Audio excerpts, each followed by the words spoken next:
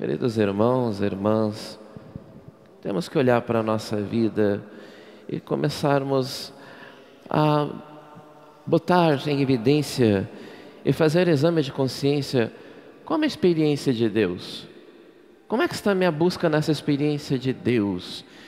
Esse meu encontro com o Senhor é pela misericórdia, pelos sacrifícios, ou procuro muitas vezes não buscar a Deus, né? Muitas pessoas aí fora, muitas pessoas não buscam a Deus, né? Então hoje, essa experiência em que nós temos na primeira leitura de Miqueias, um profeta, não era qualquer um, era um profeta, um homem de caminhada. Ele questiona essa experiência com Deus, ele se prostra.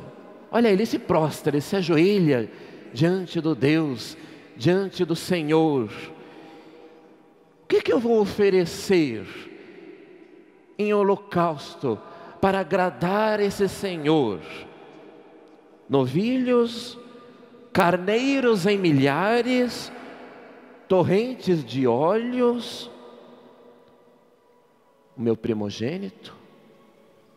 O que eu devo oferecer pela minha vida?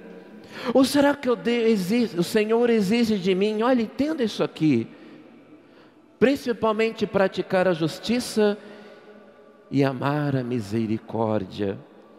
Sexta-feira passada, em Mateus capítulo 12, versículo 7, nos fala quando Jesus estava com os discípulos passando num milharal, né? Era dia de sábado, os discípulos com fome, e eles arrancando as espigas. E Jesus percebe a dureza de coração daqueles que vivem a lei, que vivem o sacrifício, que vivem as normas. E ele percebe que a misericórdia às vezes passa longe. E olha o que Jesus fala: eu quero a misericórdia do quê? Do que o quê? Sacrifício. Eu quero misericórdia do que sacrifícios.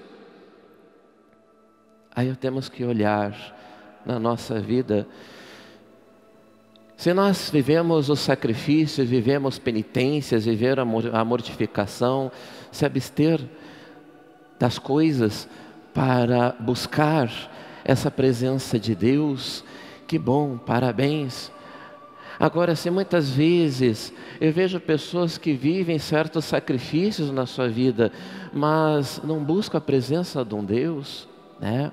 Ou às vezes as pessoas buscam uma mortificação que às vezes não condiz com o seu corpo, como às vezes eu atendo pessoas que dizem: padre, mas eu não consegui cumprir essa promessa, era para eu subir de joelhos diante da escadaria quando estava lá no santuário, mas eu tenho problema de joelho. Dizer, claro que você não vai subir, mas já também tem problema de joelho, criatura.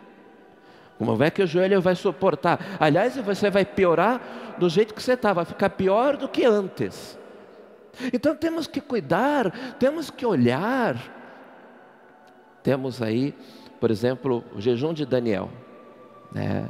Quantas pessoas muitas vezes praticam o jejum de Daniel, que ficam Daniel, porque foi no tempo da Babilônia, ou do rei da Babilônia, ele não comia a comida do rei, né? Além de ser comida impura, mas também tinha um tempo de preparação para ser um dos guardas do rei da Babilônia. Então ele se alimentava com vegetais, se alimentava com água, ficava 2 semanas, depois ficou 3 semanas. E temos o jejum de Daniel, onde nos convida muitas vezes a buscarmos essa prática de um sacrifício.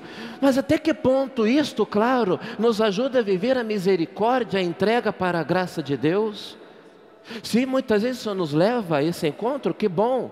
Mas se muitas vezes nós somente enxergamos um egoísmo próprio, um capricho muitas vezes. Mas é para você se reconciliar com Deus. Sim, que bom, é para se reconciliar com Deus. Mas não se esqueça que a presença de Deus estará no seu irmão também, está no teu próximo. Então, que a vivência do sacrifício esteja vinculada a uma prática de obras de quê? Misericórdia. Que a nossa prática de sacrifício esteja vinculado a obras de misericórdia. Se nós vivemos isto, aí os sinais de Deus estão presentes na nossa vida. Veja esse evangelho, quando Jesus disse: nenhum sinal será dado, a não ser o sinal de Jonas. Porque Jonas, de acordo com a Sagrada Escritura, ficou quanto tempo dentro da barriga da baleia? 3 dias. E depois ressurgiu novamente. Aqui nós temos o sinal do ressuscitado. Olha como podemos vincular o sinal do ressuscitado. E como devemos renascer, pessoas novas, rejuvenescidas, deixar o homem velho para sermos criaturas novas. Porque vivemos uma geração hoje ainda má e adúltera. Eu digo má, infelizmente, quando se enxerga somente o seu umbigo. Ah, mas eu vivo práticas religiosas. Que bom, mas o problema é quando às vezes a pessoa vive as práticas religiosas, mas se esquece de olhar, repito novamente, com misericórdia para os outros, mas fica muitas vezes no seu mundo, criticando, encontrando defeito nas pessoas e se achando melhor. Esse é o problema.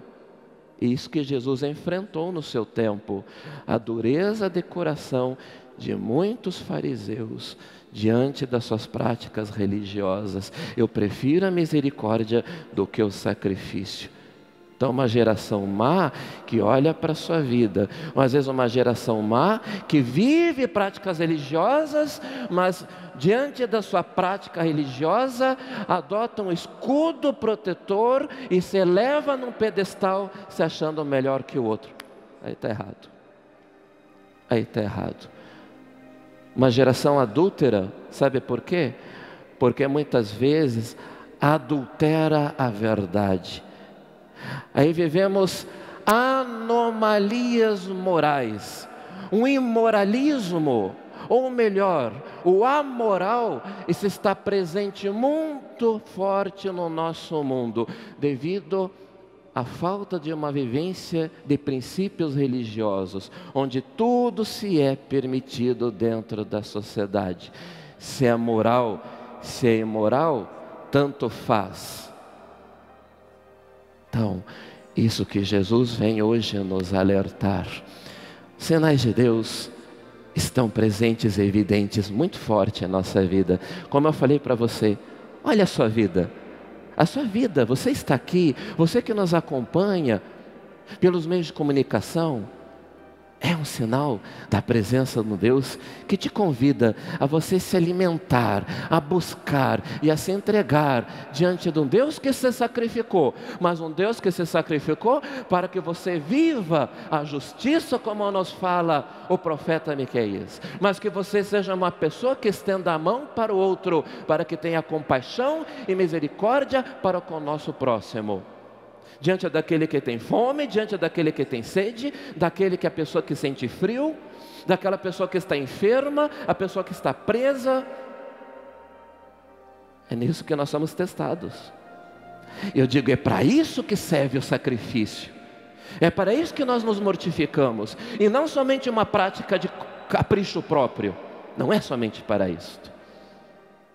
Então, Jesus hoje nos ensina a olharmos a nossa vida e prestarmos também atenção nesses sinais.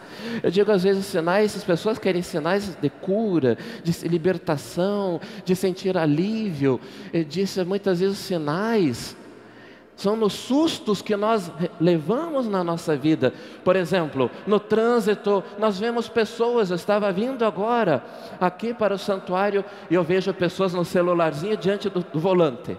Está lá, dirigindo e com celularzinho, dirigindo e com fone no ouvido. E nós sabemos isso não pode, isso distrai a pessoa. E às vezes a pessoa leva um susto e finca o carro na traseira do outro. Vai lá, bate o carro, xinga, reclama e fala um monte de coisa. É um sinal de Deus? O que Deus está mostrando? Presta atenção, não faça mais isto. Tenha uma mudança de atitude. Mostre ser uma pessoa que consiga se libertar de um vício, de um maldito de um celular, que não consegue dirigir sem estar grudado até numa tela. Tem que estar olhando na frente no trânsito e tem que estar grudado também na maldita da tela do celular. Às vezes os sustos se encontram dentro de casa, do pai, de uma mãe, do esposo, do marido, que não se olham mais, e de repente vem a crise familiar, sinal de Deus, porque está mostrando que tem que olhar com compaixão, com misericórdia, ao voltar ao seu primeiro amor, lá quando conheceu essa pessoa, e valorizar, ter sensibilidade. E às vezes eu digo o seguinte, dizer um bom dia e boa tarde, onde devido a uma rotina que vivemos, um ativismo que vivemos, esquecemos de olhar para quem está ao nosso lado. É um sinal de Deus. Preste atenção na sua vida. Preste atenção no que está acontecendo com a sua família. Preste atenção no que está acontecendo à sua volta. Os sinais de Deus estão muito evidentes entre nós. Louvado seja nosso Senhor Jesus Cristo. Para sempre seja louvado.